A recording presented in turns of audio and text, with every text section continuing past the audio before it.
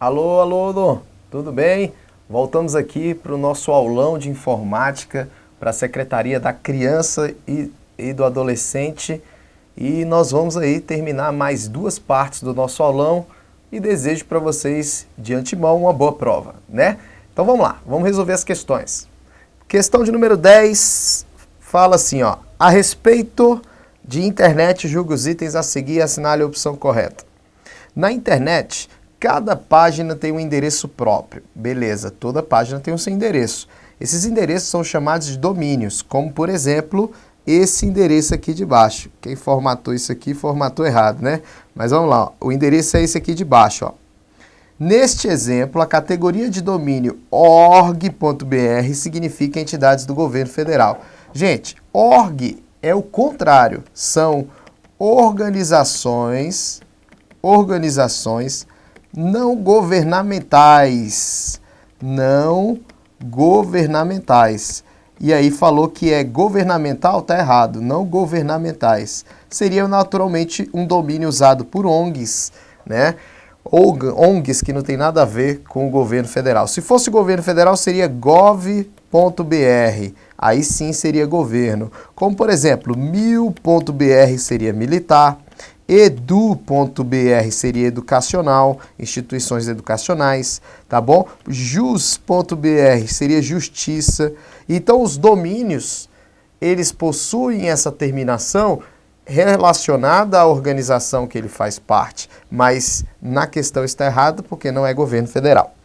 Vamos para a próxima. Item 2, vai falar da comunicação via Bluetooth. O que a gente pode dizer do Bluetooth? O Bluetooth é uma comunicação sem fio. Sem fio de pequeno alcance, ou seja, pequeno alcance. O alcance médio do Bluetooth, vamos dizer assim, o alcance padrão do Bluetooth é de 10 metros. Mas pode ser que o Bluetooth, dependendo das tecnologias, pode chegar também a 100 metros, dependendo da tecnologia que ele está usando e dependendo das barreiras. Aí você fala, como assim barreiras, professor? O Bluetooth é uma comunicação sem fio que ultrapassa paredes. Diferente, por exemplo, do infravermelho. Olha como é que é o infravermelho. Ó. Infravermelho para na barreira, ele não ultrapassa barreiras. Como, por exemplo, o controle remoto do televisor da tua casa é infravermelho, ele não ultrapassa barreiras. Já o Bluetooth, como é uma micro-onda, frequência de rádio, a comunicação sem fio do Bluetooth ultrapassa paredes.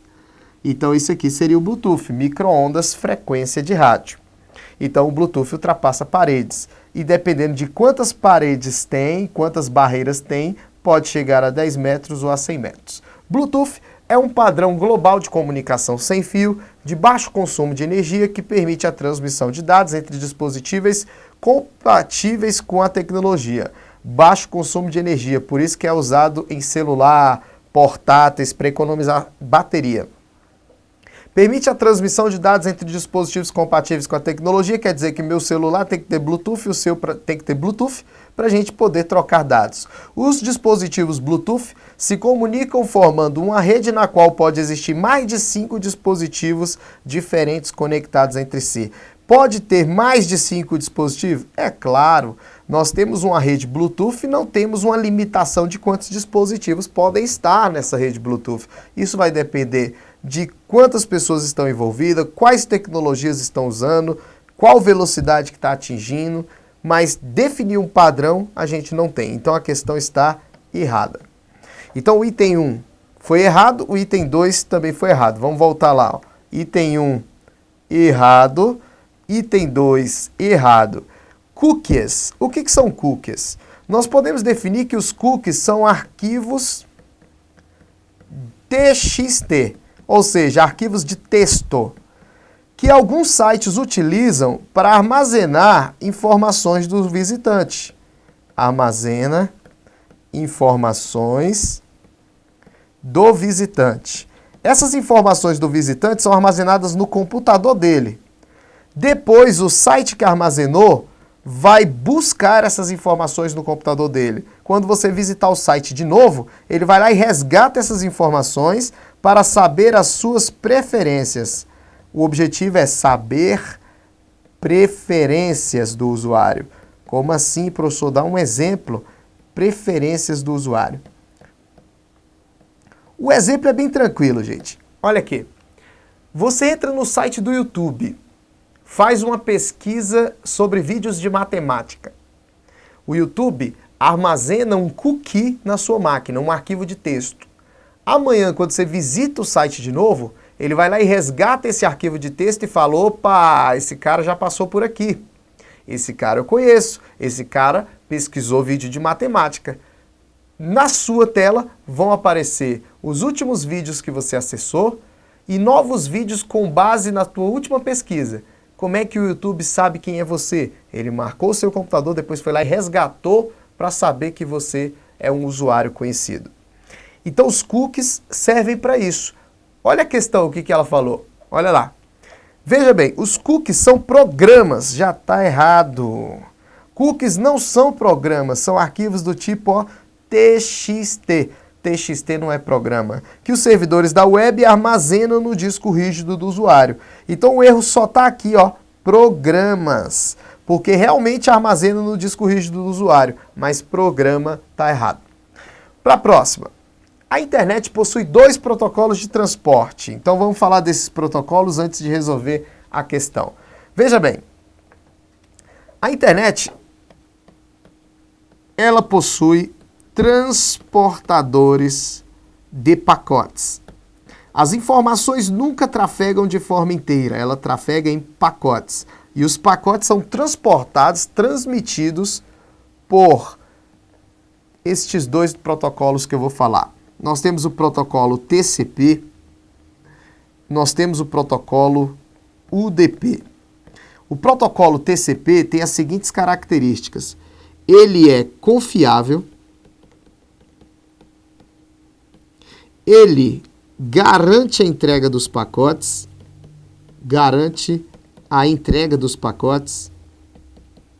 e para garantir a entrega dos pacotes, ele precisa ser orientado à conexão. Aí você fala, professor, o que é ser orientado à conexão? Ser orientado à conexão, gente, é estabelecer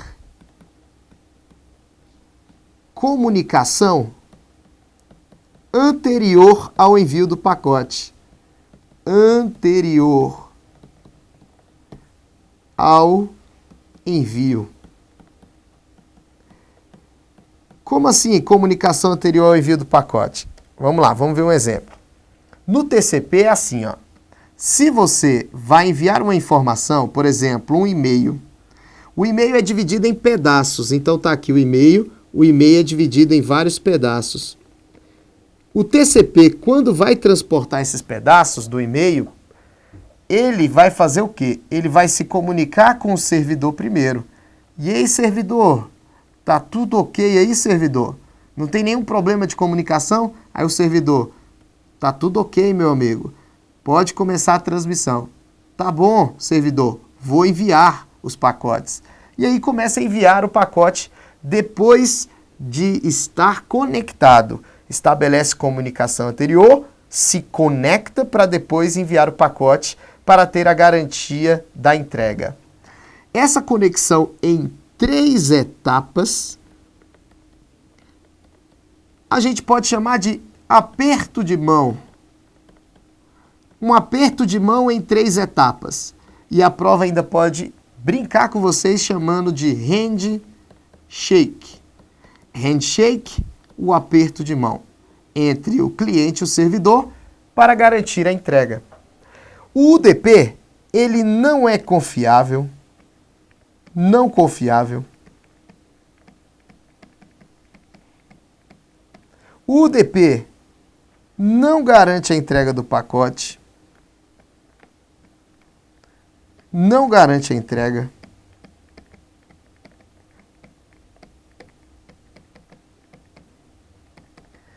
O UDP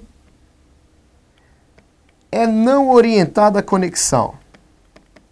Então quer dizer que ele não se conecta antes de enviar o pacote. Então ele vai fazendo o quê? Ele vai enviando, sem conectar antes. Ele é um pouco mais rápido do que o TCP. Então, serviços que precisam da garantia da entrega, usam TCP, porque é confiável para garantir a entrega. Serviços que precisam de mais velocidade usam o UDP. E-mails, transferência de arquivos, todos esses são TCP, porque tem que garantir a entrega do pacote. Agora, VoIP, rádio online, vídeos online, pode ser que use o UDP. Por quê? Porque quer transmitir o vídeo em maior velocidade. E aí, não tem problema perder pacote. Vai dar uma chiadinha na voz, o áudio pode dar uma interferência, a luz do vídeo pode ficar um pouco mais clara ou um pouco mais escura devido à perda de pacotes. Então, depende muito do serviço. Vamos voltar lá. E uma dica que eu dou para vocês é que, quando tiver dúvida, quem é que garante a entrega? Aí você vai fazer assim, ó. TCP tem compromisso com pacote. Tem compromisso com pacote. Tem compromisso com pacote. Tem compromisso com pacote. Porque garante a entrega do pacote. Por quê? Porque é orientada a conexão. Faz um handshake em 3 etapas. Isso é o TCP. Voltando à questão, ele diz assim: a internet possui 2 protocolos de transporte, o UDP que garante a entrega e a sequência correta dos pacotes, e o UDP que não garante a entrega e nem a sequência correta do pacote. Tem compromisso com o pacote. Questão errada. Ele inverteu. A World Wide Web, também conhecida apenas como web, é uma estrutura de servidores, ou seja, uma estrutura com servidores, uma estrutura arquitetônica, que permite o acesso a documentos vinculados a páginas vinculadas, espalhadas por milhares de máquinas na internet. Correto. A web são servidores, cada servidor tem seu conteúdo, página, e você visita as páginas através do seu navegador. A web é uma estrutura arquitetônica com servidores espalhados pelo mundo inteiro, que armazenam as páginas que vocês visitam, ou seja, os documentos vinculados. Então a questão está correta. Então, gente, resumo final, 2 itens corretos, letra B de bola. Vamos para a próxima questão. Questão de número 11. Ao criar contas de e-mail para conexão numa ferramenta de correio eletrônico, como o Outlook, o Thunderbird, deve-se escolher um protocolo para recebimento de mensagem. Qual das alternativas abaixo serve para essa finalidade? Cliente, quando envia um e-mail para o servidor, quando envia um e-mail para o servidor de e-mails, ele usa o protocolo SMTP para enviar. Mas quando for para receber, o cliente se comunica com o servidor para receber, aí ele vai usar o protocolo POP ou o protocolo IMAP. Então a questão para recebimento, a resposta é POP. Beleza? Letra B é a nossa resposta. Próxima questão. Questão de número 12. Qual é a sigla bastante utilizada para um protocolo que permite de forma bastante rápida e versátil transferir arquivos de um servidor para o computador pessoal, sendo um dos mais utilizados na internet para esta finalidade? Essa imagem não é aqui. Vamos lá.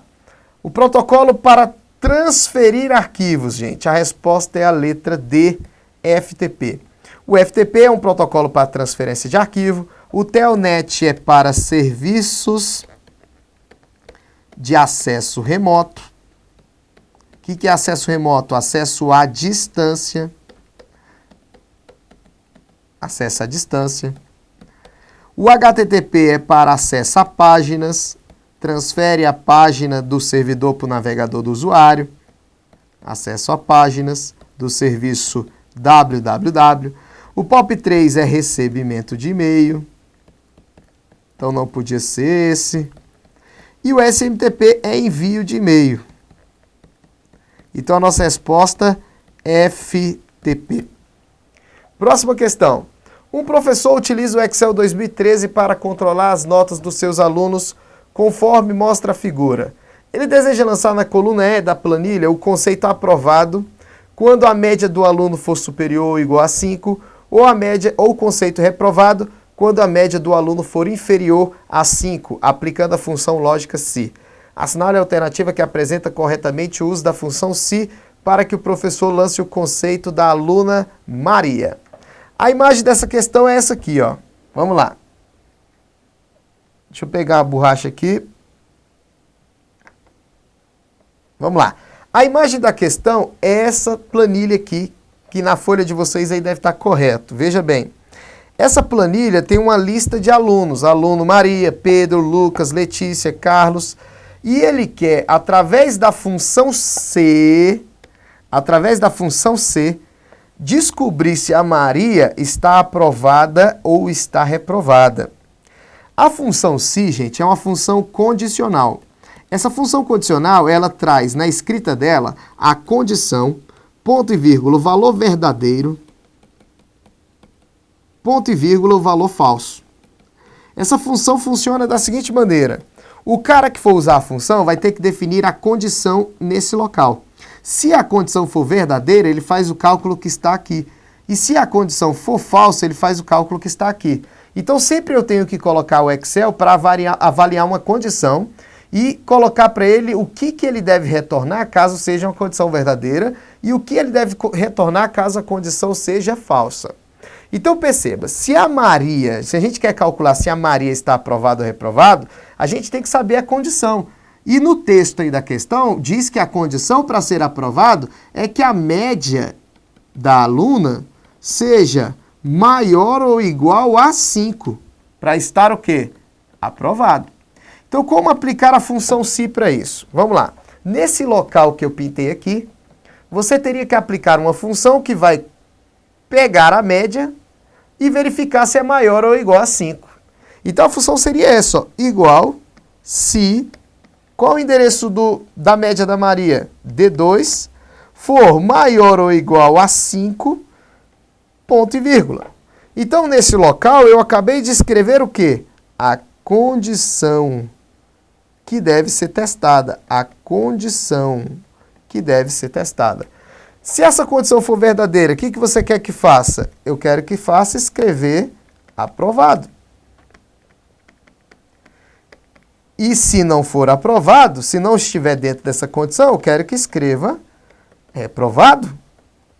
Então, logo o Excel vai fazer o quê? Ele vai pegar a condição e vai avaliar. D2 é maior ou igual a 5? Se for verdadeiro, ele vai retornar o que está aqui, ó, aprovado. E se for falso, ele vai retornar o que está aqui, reprovado. Então, no caso da Maria, ele vai pegar o 2 e vai verificar. 2 é maior ou igual a 5? Vai ver que não é maior e nem igual a 5. Então, a condição está falsa. Logo, ele vai retornar o quê? Reprovado. Aqui apareceria reprovado. Então, a nossa questão, a resposta é se D2 maior ou igual a 5, aprovado. Se não, reprovado. A função se, então, é uma função condicional. Ela testa a condição e se a condição for verdadeira, ele retorna o verdadeiro e se for falso, retorna o falso. Veja mais uma dica da função se para que se cair dessa maneira você acerte. Olha lá. Veja bem, imagine que eu tenho uma tela do Excel, uma planilha do Excel com os seguintes valores. Vamos lá. Coluna A, coluna B, linha 1, linha 2, linha 3. E aqui estão os valores, ó, 10, 20, 30, 10, 5, 10. E aí na questão cai assim, ó, se... Função se, ó, se A2 for menor que B2, ponto e vírgula, B2 mais C3, ponto e vírgula, C3 mais C3 não, desculpa. Vamos pegar aqui uma borracha. Não é C3, é B3. Vamos lá. C3 mais B1. Então, se caísse essa função na prova, como resolver essa função? Vamos lá. Como resolve essa função, gente? Você tem que lembrar da escrita, ó. Pegou, marcou a condição, marcou o valor verdadeiro, marcou o valor falso, agora é só fazer o teste condicional. A escrita nunca muda, a escrita é sempre dessa ordem. A2 é 30, B2 é 10, faz o teste condicional. 30 é um número menor que 10? 30 não é menor que 10, é maior, então essa condição está falsa. Eu não faço verdadeiro, eu faço falso. Beleza? Aqui não é C3, aqui é B3, porque a gente não tem C3, B3. Então veja, então testei aqui, 30 não é menor que 10, logo a condição está falsa, eu vou pegar o B3, que é 10, e vou somar com o B1, que é 20. 10 mais 20 vai dar 30. Perceba que eu testei a condição. Se no lugar desse 30 fosse 3, 3 é menor que 10? Sim, verdadeiro. Aí ia fazer o verdadeiro em vez do falso. Tá bom? Então é assim que a gente resolve a função C. Vamos para a próxima questão. No que se refere à segurança da informação, julgue os itens que se seguem e assinale a alternativa correta. Vamos lá. Firewalls são dispositivos constituídos pela combinação de software e hardware utilizado para dividir e controlar o acesso entre redes de computadores. Correto? Nós vimos assim, ó, temos uma rede privada da empresa. Essa rede privada da empresa está ligada a uma rede pública que é a internet. Pelo fato de estar ligada à rede pública, essa rede privada ligada à rede pública sofre o risco de ter uma invasão. Essa empresa estuda as possibilidades, instala um firewall aqui no meio para fazer o quê? Para controlar. O invasor está aqui, ó. O invasor vai tentar enviar uma requisição para o servidor. A requisição vai passar pelo firewall. O firewall vai analisar a requisição. Se não está dentro da regra, o firewall bloqueia. Já o cliente também vai enviar uma requisição. O cliente envia uma requisição, passa pelo servidor firewall. O firewall vê que ele está dentro das regras e deixa ele entrar no servidor da empresa. Então, isso aqui ele está fazendo exatamente isso. Ó. Firewall são dispositivos constituídos de software, pode ser software ou pode ser hardware, utilizado para dividir e controlar o acesso entre redes de computadores. O firewall, vocês podem encontrar no Windows o chamado Firewall do Windows, lá no painel de controle pode ser ativado por vocês. E no caso do Linux, nós temos um firewall chamado de iptables. Se cair na prova iptables, é o firewall do Linux. Firewall do Linux. Beleza? Então, essa questão aqui, o item 1 está correto. O item 2 fala que spam é o termo usado para referir os e-mails solicitados. Errado. E-mails não solicitados. Vírus é um programa ou parte de um programa de computador que se propaga infectando, isto é, inserindo cópias de si mesmo e se tornando parte. Se tornando parte é isso, ó, o arquivo está aqui, o vírus está aqui. O vírus vai para dentro do arquivo e acaba agora se tornando parte do arquivo, infectando, se tornando parte de outros programas e arquivos do computador. Correto. Nunca esquecer que o vírus infecta, ou seja, se torna parte. E nunca esquecer que o vírus também pode se multiplicar, só que se multiplica após a sua execução. Multiplica após sua execução. Diferente dos worms, que se multiplicam automaticamente através das falhas dos sistemas, e diferente do worm, porque o worm não infecta, não se torna parte. Tá bom? Item 4. Quando vocês aprenderam criptografia na teoria, vocês aprenderam que a criptografia ela pode ser simétrica e pode ser assimétrica. Quando ela é simétrica, você tem apenas uma chave. É chamada de criptografia de chave única. É a criptografia que usa uma chave. A chave que cifra é a mesma que decifra. A chave que cifra é a mesma que decifra. A chave que fecha é a mesma que abre. que decifra. Já a assimétrica são duas chaves. A chave que eu compartilho com todo mundo que quer se comunicar comigo, que é a chave pública, e a chave que eu não compartilho com ninguém, que eu guardo em segredo comigo, que é a chave privada. Lembrar na prova disso aqui é tranquilo. Um S, uma chave. 2 S's, 2 chaves. Ficou tranquilo de lembrar. Item 4, criptografia é uma ferramenta que pode ser usada para manter informações confidenciais e garantir a sua integridade e autenticidade. Os métodos criptográficos podem estar subdivididos em 3, já está errado, em 2 grandes categorias, de acordo com o tipo de chave utilizada. Criptografia de chave única é uma das criptografias, criptografia de chave pública e criptografia de chave privada. Ó, aqui que está errado. Criptografia de chave única é assimétrica. Criptografia de chave pública e chave privada é a assimétrica. Então, ele citou 3, mas na verdade só são 2.